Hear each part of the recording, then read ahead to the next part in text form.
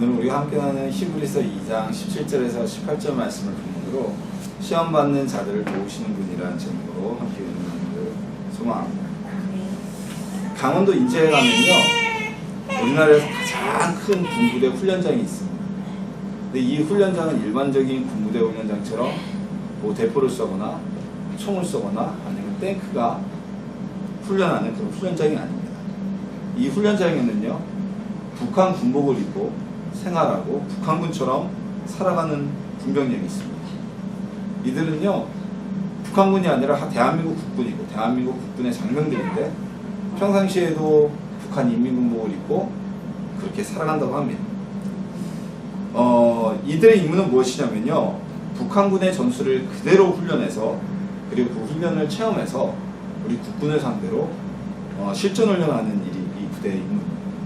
이 부대가 정갈대대라고 불리는 부대인데요, 최소한 얼마 전까지 국군과 훈련을 벌여서 단 한 번도 진 적이 없다는 정말 전설 같은 부대입니다.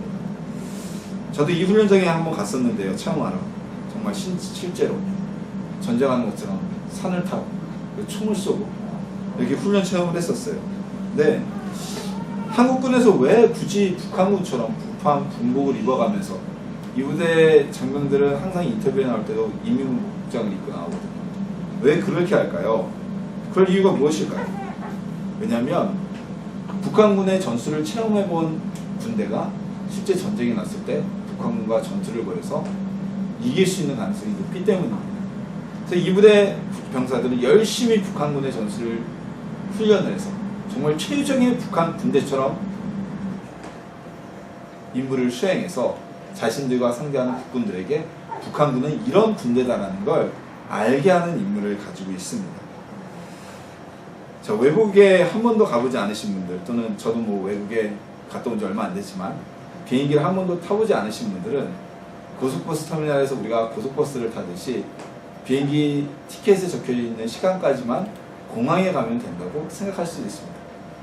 하지만 외국에 다녀오신 분이거나 또는 공항 출입국 절차에 대해서 아시는 분들은 티켓팅 시간 최소 2시간 이전에는 공항에 가야 비행기를 탑승할 수 있다는 것을 알게 되죠.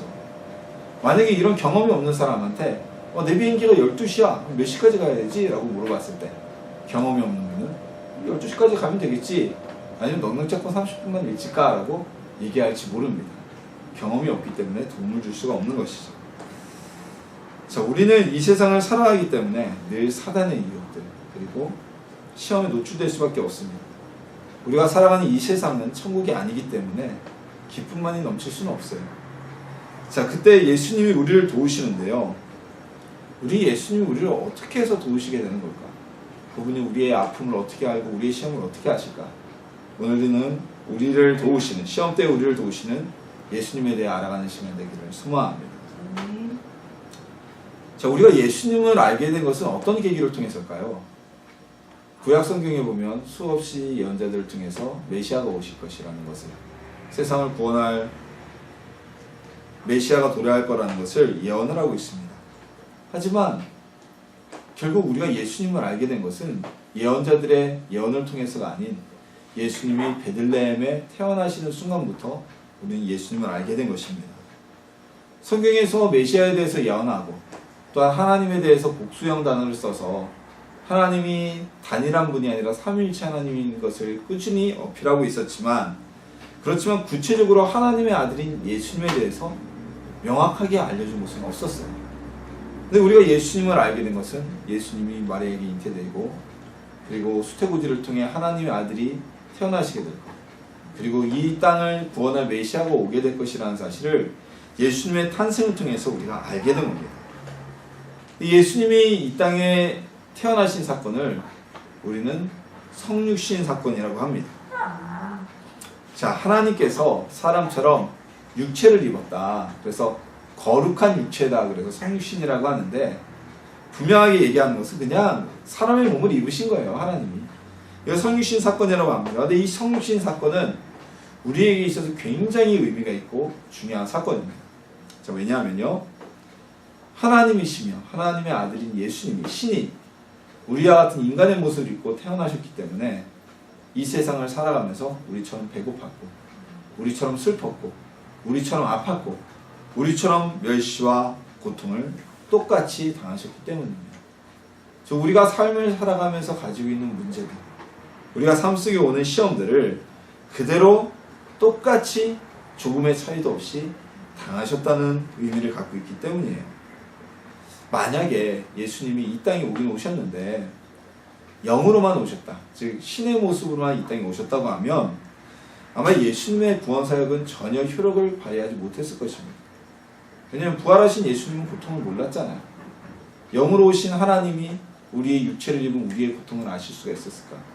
우리처럼 배고프거나 감기 몸살에 걸려서 아프거나 가다가 자빠져가지고 깨지면 아프거나 또는 사람에게 받는 상처로 슬프거나 신으로 하나님이 오셨다면, 영으로만 오셨다면 그 고통을 직접적으로 알 수가 없겠죠. 그래서 고통도 없고 아픔도 없는 대속은, 구원사역은 아무런 의미가 없었을 것입니다.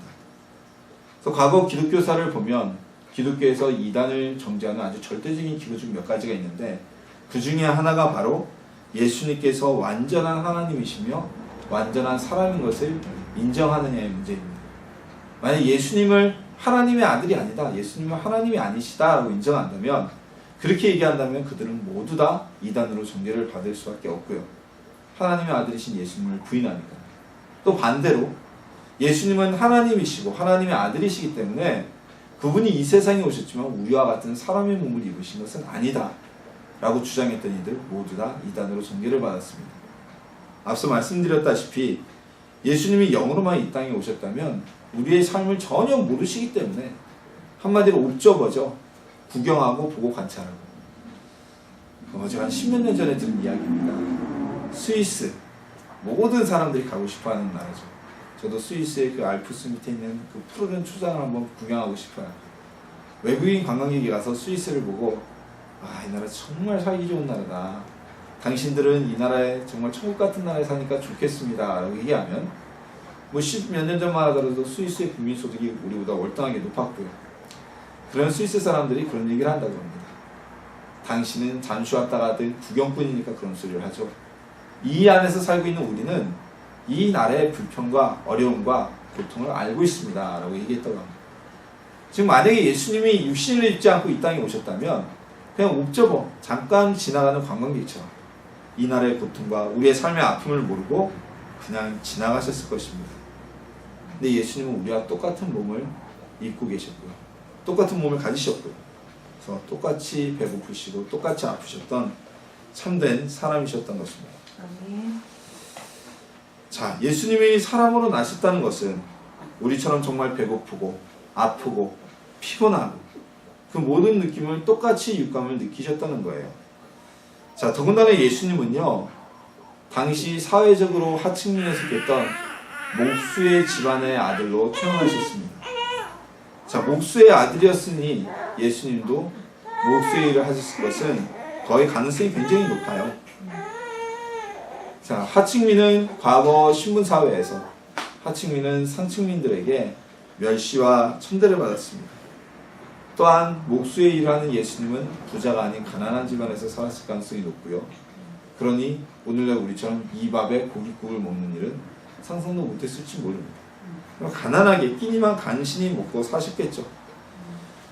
또한 폭풍이 몰아치던 밤에 갈릴리 바다를 건너던 배 안에서 제자들은 죽을 듯이 배에 있는 물을 퍼냈지만 예수님은 주무셨다는 모습을 보면 예수님 역시 우리처럼 피곤함을 지니고 계셨습니다. 자, 이런 예수님의 모습에 대해 이사야서에는 다음과 같이 예언을 말씀하고 있어요.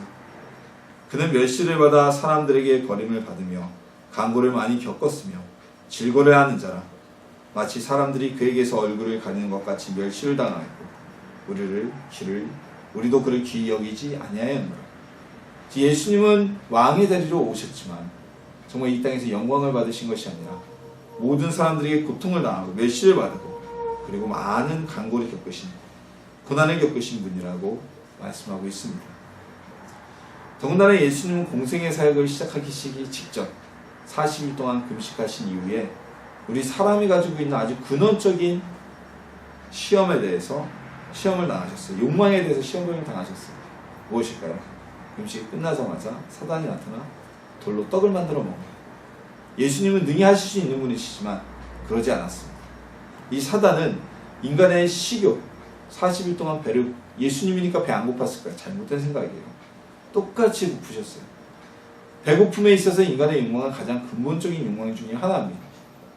그리고 우리 성웅이도 보면 배고프면 울잖아요. 성웅이 올 때는 배고프면 울어요.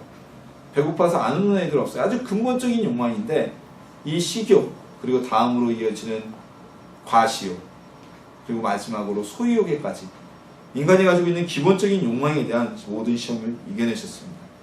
그리고 마지막으로 결국 모든 인간들이 거칠 수밖에 없는 죽음의 시험까지도 예수님은 이겨내셨습니다. 이것처럼 예수님께서는 사람들이 겪는 모든 고난과 시험을 직접 당하고 겪으셨기 때문에 우리를 가장 잘 알고 계십니다. 우리가 시험당할 때 우리를 보시면서 우리의 모습을 공감하고 계십니다. 우리가 고통당할 때 우리를 보시면서 그 아픔과 슬픔을 공감하십니다.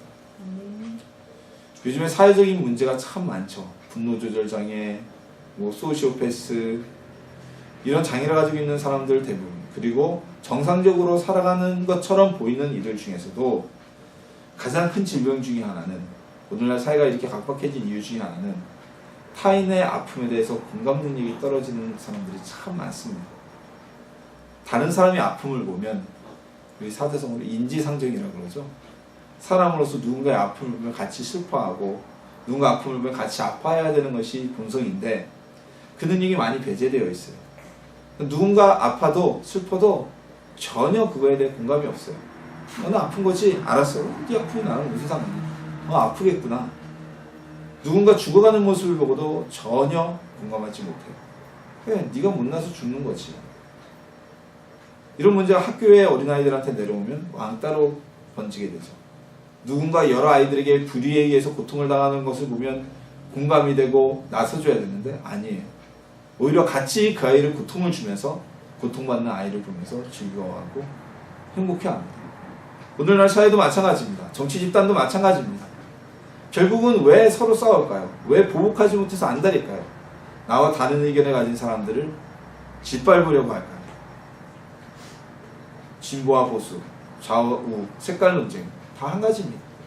나와 다른 사람들에 대해서 공감하지 못하기 때문에 나와 다르면 그들은 죽여야 될 적밖에 되지 않는 겁니다. 우리 예수님은 그렇게 공감 능력이 떨어지는 분이 아니세요. 그럴 수밖에 없는 것이 우리처럼 똑같이 아프셨기 때문에. 예수님이 배고파 봤기 때문에 배고픈 사람 심정 아시고요. 예수님이 돈 없어 봤기 때문에 돈 없는 사람 심정 아시고요. 예수님이 목수의 아들이라고, 심지어는 하나님의 나라의 말씀을 전하실 때 그의 형제들조차도 예수님을 미친놈 취급했던 것을 알기 때문에, 사람으로부터의 고통을 알기 때문에 우리가 그 고통을 당했을 때 우리와 공감하시고 우리를 도우시는 분이 되어 주십니다. 오늘 본문 18절에서는 그래서 이렇게 얘기합니다. 그가 시험을 받아 고난을 당하셨은즉 시험 받는 자들을 능히 도우실 수 있느냐. 예수님이 우리와 똑같은 시험을 받아봤기 때문에 예수님은 시험 받는 사람들을 도우실 수 있는 능력이 있고 자격이 있고 힘이 있다는 것입니다. 그냥 멀리 서서 아 그래 니네 힘들지? 그래 고통당하지? 알았어 내가 도와줄게 라고 지식으로만 아시는 분이 아니라 직접 우리의 고난을 체험하시고 우리가 당하는 시험을 겪으셨기 때문에 우리를 도우실 수가 있는 겁니다. 몇 년 전이요. 이번 대통령 선거가 아니라 그 전전 대통령 선거 때 대통령 후보 한 분이 버스 요금이 얼마냐라는 질문에 아주 황당한 답변을 해서 구설수에 오른 적이 있습니다. 그때 버스 요금이 900원인가 800원이었는데 이분이 한 60원 하나요? 라고 답변을 했어요. 하지만 개인적으로 보면 그분은 재벌가에서 태어났고 어린 시절부터 버스나 지하철 같은 대중교통을 이용할 일이 한 번도 없었습니다. 자기가 체험해보지 못했으니까 요금을 모르는 것은 어찌 보면 뭐 당연한 일일지 몰라요. 하지만 그때 돌았던 여론 중에 하나가 무엇이냐면, 가장 큰 여론이 무엇이었냐면 국민의 삶도 모르는 사람이 어떻게 나라의 대통령이 될 수가 있느냐라는 이야기였습니다. 예수님도 만약 하늘에만 계셨다면, 이 땅에 오셨더라도 헤롯의 왕궁에서 또는 로마 황제의 왕궁에서만 태어나셨다면, 혹은 우리와 같은 육체를 가지지 않고 마치 누구죠? 울버린이죠. 울버린 같이 총알을 맞아도 회복되고 매를 맞아도 다시 회복되고 죽지 않는 육체를 갖거나 고통 겪지 않는 육체를 가지고 태어나셨다면 시험을 당하는 우리의 아픔을 전혀 아실 수가 없었을 것입니다. 하지만 예수님은 우리와 똑같은, 어찌 보면 우리보다 훨씬 더 힘든 삶을 사셨기 때문에 우리의 아픔을 아시고 도우실 수가 있는 것입니다. 우리와 같은 삶을 사셨기 때문에 우리의 힘이 되어 주실 수 있다는 것입니다. 우리와 같은 삶을 살아가신 예수님을 기억하고 감사하는 하나님의 자녀들이 되시기를 소망합니다. 그럼 예수님이 우리를 도우시면 우리의 시험이 어떻게 바뀔까요? 어떻게 해결될까요? 예수님이 도우시면요, 우리의 고난과 시험이 슬픔이 아닌 기쁨으로 전환되어집니다. 고통이 기쁨이 되는 것은요, 두 가지 상황이 있어요. 첫 번째, 그 고통의 상황과 시험의 상황이 변화되는 것입니다. 즉, 예수님을 통해서 우리를 시험에 들게 했던 상황, 고통을 겪게 했던 상황이 바뀌게 되는 것이죠. 그 원인이 사라지게 되는 것이에요. 예수님은 우리와 같은 삶을 사시고 또한 우리와 같은 아픔을 당하고 고통을 당하셨지만 그분은 하나님이십니다. 충분히 그 고통을 피해갈 수 있는 능력이 있음에도 불구하고 스스로 고난을 당하신 것입니다. 왜 예수님이 스스로 고난을 당하셨을까요? 그에 대해서 이사야서 53장 5절에서는 이렇게 답변을 합니다. 그가 찔림은 우리의 허물 때문이요 그가 상함은 우리의 죄악 때문이라. 그가 징계를 받음으로 우리는 평화를 누리고 그가 채찍에 맞음으로 우리는 나음을 받았도다. 즉 예수님이 고난을 당한 이유는 우리의 삶의 고통을 치유하시기 위해서 그 고통과 고난과 시험을 피해가지 않고 그대로 당하셨다는 것입니다. 자, 그래서 예수님을 믿으면 우리의 시험이 그 상황과 원인이 바뀌어져요. 성경에는 이런 예들이 많이 있어요. 예수님께 병이 들었는데 예수님 앞에 나와서 병의 고침을 받은 사람들, 또는 자녀가 없어서 슬픈데 하나님 앞에 나와서 울부짖었더니 하나님이 그 고통의 원인이었던 출산을 못하는 고통을 끊이게 하시고 사무엘과 그의 동생들을 낳게 하셨던 한나와 같이 우리에게 시험이 오는 상황을 예수님이 변화시키십니다. 그 고통의 원인을 제거해 주시는 길을 여신다는 겁니다. 또 하나 우리의 시험이 도우시는 예수님의 방법은 우리가 문제를 보는 관점이 달라지게 되는 것이에요. 즉 다시 말해서 이런 얘기가 있죠. 아주 유명한 얘기 중에 하나인데 물컵에 물을 반만 담아놓고 사람들을 불러서 물어봤다고. 그랬더니 물컵에 물이 반이나 있네요. 또는 물컵에 물이 반밖에 없어요. 이렇게 말하는 두 부류의 사람으로 갈려졌다고 하죠. 너무 유명한 얘기입니다. 이처럼 우리가 시험을 가져오는 그 시험과 고통의 상황을 보는 관점이 바뀌어지는 겁니다. 상황은 변하지 않아요. 여전히 아파요. 여전히 힘들어요. 여전히 슬프지만 그 상황을 보는 내 관점이 바뀌는 거죠. 예를 들어서 임신과 출산은 매우 힘들고 어려운 고통의 과정입니다. 굳이 임신한다는 것, 그리고 그 신체 변화들, 출산 후에 겪는 어떤 변화들, 아픔들, 그래서 이 임신과 시험을 보는 관점이 오늘날 두 관점으로 나눠져 있어요.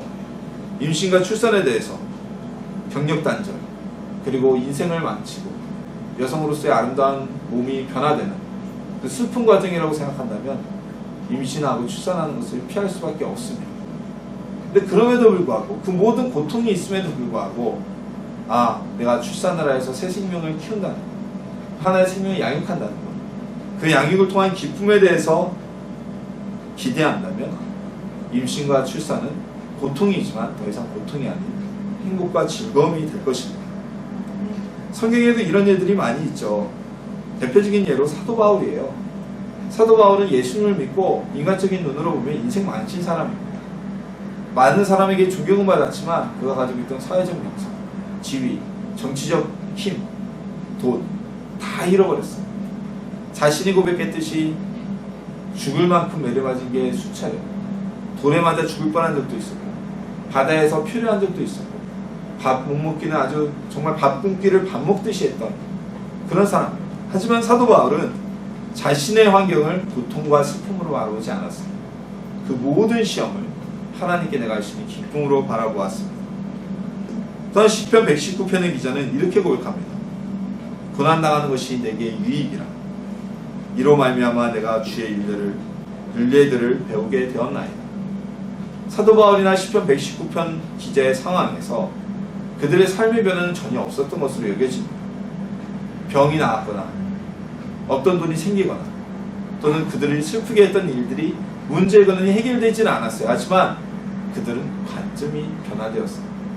자신들을 힘들게 하는 상황이 죽음의 고통이 아닌 다른 관점, 희망의 관점으로 변화된 것입니다. 시험은요, 고통스러운 일입니다. 시험이 고통스럽지 않은 사람은 없습니다.